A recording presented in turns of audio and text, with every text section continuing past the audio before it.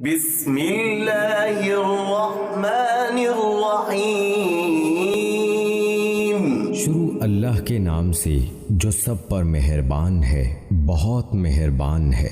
وَاتْلُ عَلَيْهِمْ نَبَأَ ابْنَيْ آدَمَ بِالْحَقِّ إِذْ قَرَّبَا قُرْبَانًا فَتُقُبِّلَ مِنْ أَحَدِهِمَا وَلَمْ يُتَقَبَّلْ مِنَ الْآخَرِ قَالَ لَأَقْتُلَنَّكَ قَالَ إِنَّمَا يَتَقَبَّلُ اللَّهُ مِنَ الْمُتَّقِينَ۔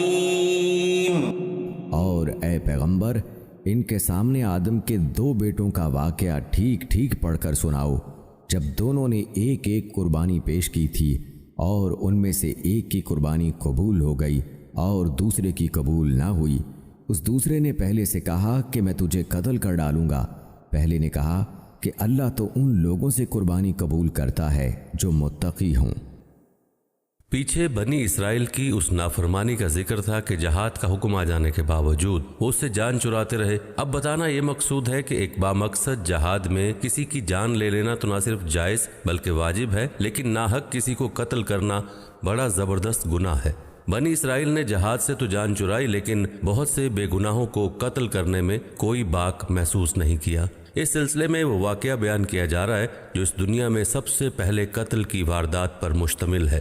اس واقعے میں قرآن کریم نے تو صرف اتنا بتایا ہے کہ آدم علیہ السلام کے دو بیٹوں نے کچھ قربانی پیش کی تھی، ایک کی قربانی قبول ہوئی، دوسرے کی نہ ہوئی۔ اس پر دوسرے کو غصہ آ گیا اور اس نے اپنے بھائی کو قتل کر ڈالا، لیکن اس قربانی کا کیا پس منظر تھا قرآن کریم نے اس کی تفصیل نہیں بتائی۔ البتہ مفسرین نے حضرت عبداللہ بن مسعود رضی اللہ تعالیٰ عنہ اور کچھ دوسرے صحابہ کرام کے حوالے سے اس کا واقعہ تفصیل سے بیان کیا ہے، جس کا خلاصہ یہ ہے کہ حضرت آدم علیہ السلام کے دو بیٹے تھے، جن میں سے ایک کا نام قابیل تھا اور ایک کا حابیل۔ اس وقت چونکہ دنیا کی آبادی صرف حضرت آدم علیہ السلام کی اولاد پر مشتمل تھی، اس لیے ان کی اہلیہ کے ہر حمل میں دو جڑواں بچے پیدا ہوتے تھے، ایک لڑکا اور ایک لڑکی۔ ان دونوں کے درمیان تو نکاح حرام تھا، لیکن ایک حمل میں پیدا ہونے والے لڑکے کا نکاح دوسرے حمل سے پیدا ہونے والی لڑکی سے ہو سکتا تھا۔ قابیل کے ساتھ جو لڑکی پیدا ہوئی وہ بڑی خوبصورت تھی، لیکن جڑواں بہن ہونے کی وجہ سے اس کے ساتھ قابیل کا نکاح جائز نہ تھا۔ اس کے باوجود اس کا اصرار تھا کہ اسی سے نکاح کرے۔ حابیل کے لیے وہ لڑکی حرام نہ تھی، اس لیے وہ اس کے ساتھ نکاح کرنا چاہتا تھا۔ جب دونوں کا اختلاف بڑھا تو فیصلہ اس طرح قرار پایا کہ دونوں کچھ قربانی اللہ تعالیٰ کے حضور پیش کریں۔ جس کی قربانی اللہ تعالیٰ نے قبول فرما لی اس کا دعویٰ برحق سمجھا جائے گا۔ چنانچہ دونوں نے قربانی پیش کی۔ روایات میں ہے کہ حابیل نے ایک دمبا قربان کیا اور قابیل نے کچھ زرعی پیداوار پیش کی۔ اس وقت قربانی کے قبول ہونے کی علامت یہ تھی کہ آسمان سے ایک آگ آ کر قربانی کو کھا لیتی تھی۔ حابیل کی قربانی کو آگ نے کھا لیا اور اس طرح اس کی قربانی واضح طور پر قبول ہو گئی، اور قابیل کی قربانی وہیں پڑی رہ گئی، جس کا مطلب یہ تھا کہ وہ قبول نہیں ہوئی۔ اس پر بجائے اس کے کہ قابیل حق کو قبول کر لیتا، حسد میں مبتلا ہو کر اپنے بھائی کو قتل کرنے کے لیے تیار ہو گیا۔ لَئِن بَسَطتَ إِلَيَّ يَدَكَ لِتَقْتُلَنِي مَا أَنَا بِبَاسِطٍ يَدِيَ إِلَيْكَ لِأَقْتُلَكَ إِنِّي أَخَافُ اللَّهَ رَبَّ الْعَالَمِينَ۔ اگر تم نے مجھے قتل کرنے کو اپنا ہاتھ بڑھایا، تب بھی میں تمہیں قتل کرنے کو اپنا ہاتھ نہیں بڑھاؤں گا، میں تو اللہ رب العالمین سے ڈرتا ہوں۔ إِنِّي أُرِيدُ أَن تَبُوءَ بِإِثْمِي وَإِثْمِكَ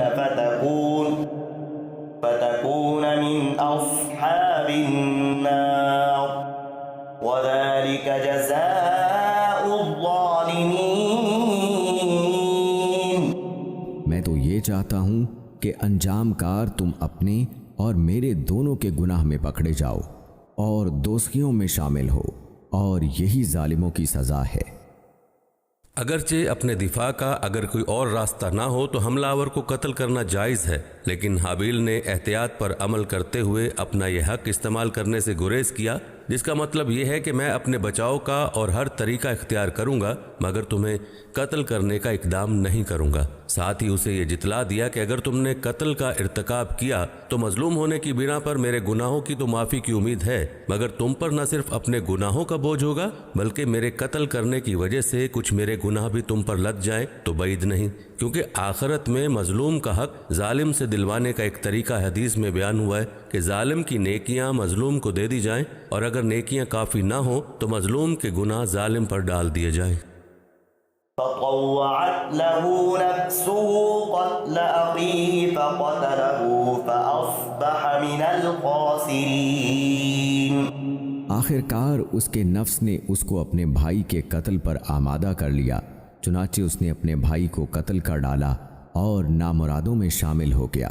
فبعث الله غرابا يبحث في الأرض ليريه كيف يواري سوءة أخيه قال يا ويلتى أعجزت أن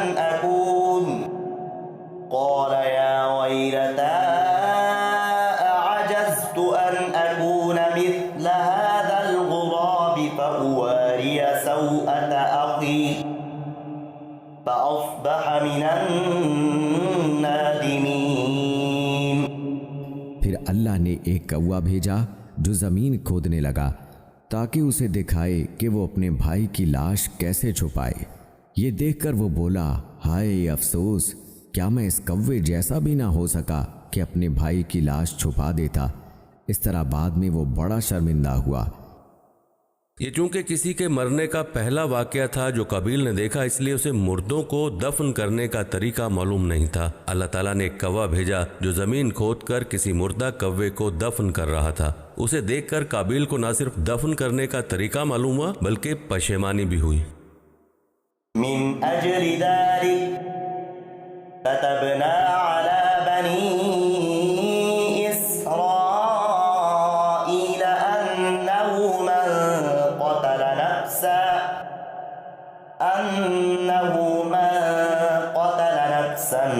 بغير نفس أو فساد في الأرض فكأنما قتل الناس جميعا ومن أحياها فكأنما أحيا الناس جميعا ولقد جاءتهم رسلنا بالبينات ثم إن كثيرا منهم بعد ذلك في الأرض لمسرفون۔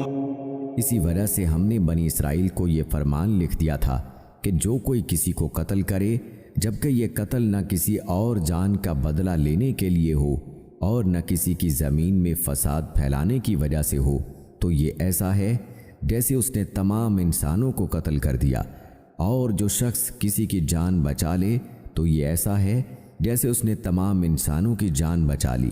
اور واقعہ یہ ہے کہ ہمارے پیغمبر ان کے پاس کھلی کھلی ہدایات لے کر آئے، مگر اس کے بعد بھی ان میں سے بہت سے لوگ زمین میں زیادتیاں ہی کرتے رہے ہیں۔ مطلب یہ ہے کہ ایک شخص کے خلاف قتل کا یہ جرم پوری انسانیت کے خلاف جرم ہے، کیونکہ کوئی شخص قتل ناحق کا ارتکاب اسی وقت کرتا ہے جب اس کے دل سے انسان کی حرمت کا احساس مٹ جائے۔ ایسی صورت میں اگر اس کے مفاد یا سرشت کا تقاضا ہوگا تو وہ کسی اور کو بھی قتل کرنے سے دریغ نہیں کرے گا، اور اس طرح پوری انسانیت اس کی مجرمانہ ذہنیت کی زد میں رہے گی۔ نیز جب اس ذہنیت کا چلن عام ہو جائے تو تمام انسان غیر محفوظ ہو جاتے ہیں۔ لہٰذا قتل ناحق کا ارتکاب چاہے کسی کے خلاف کیا گیا ہو، تمام انسانوں کو یہ سمجھنا چاہیے کہ یہ جرم ہم سب کے خلاف کیا گیا ہے۔ إنما جزاء الذين يحاربون الله ورسوله ويسعون في الأرض فسادا أن يقتلوا أو يصلبوا أو تقطع أيديهم وأرجلهم من خلاف أو ينفوا ذلك لهم خزي في الدنيا ولهم في الآخرة عذاب عظيم۔ جو لوگ اللہ اور اس کے رسول سے لڑائی کرتے اور زمین میں فساد مچاتے پھرتے ہیں، ان کی سزا یہی ہے کہ انہیں قتل کر دیا جائے یا سولی پر چڑھا دیا جائے، یا ان کے ہاتھ پاؤں مخالف سمتوں سے کاٹ ڈالے جائیں، یا انہیں زمین سے دور کر دیا جائے۔ یہ تو دنیا میں ان کی رسوائی ہے، اور آخرت میں ان کے لیے زبردست عذاب ہے۔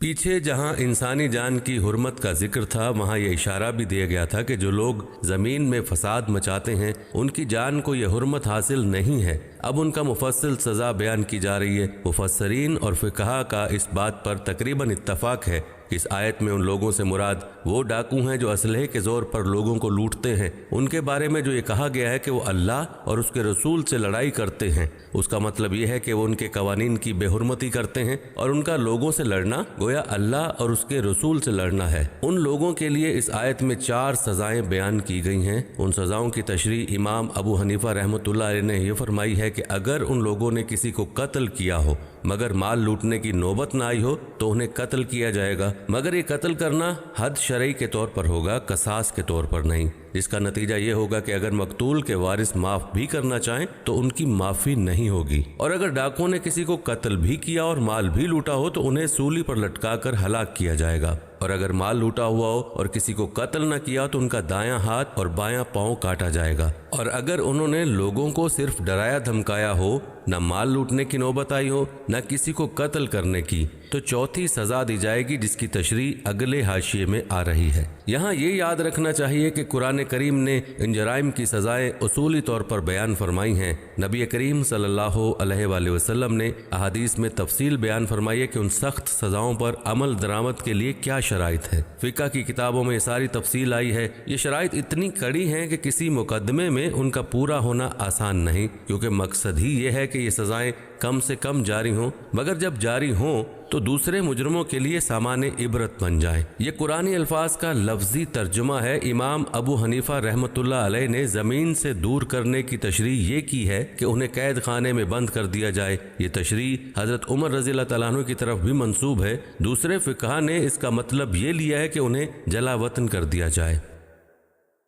إلا الذين تابوا من قبل أن تقدروا عليهم فاعلموا أن الله غفور رحيم۔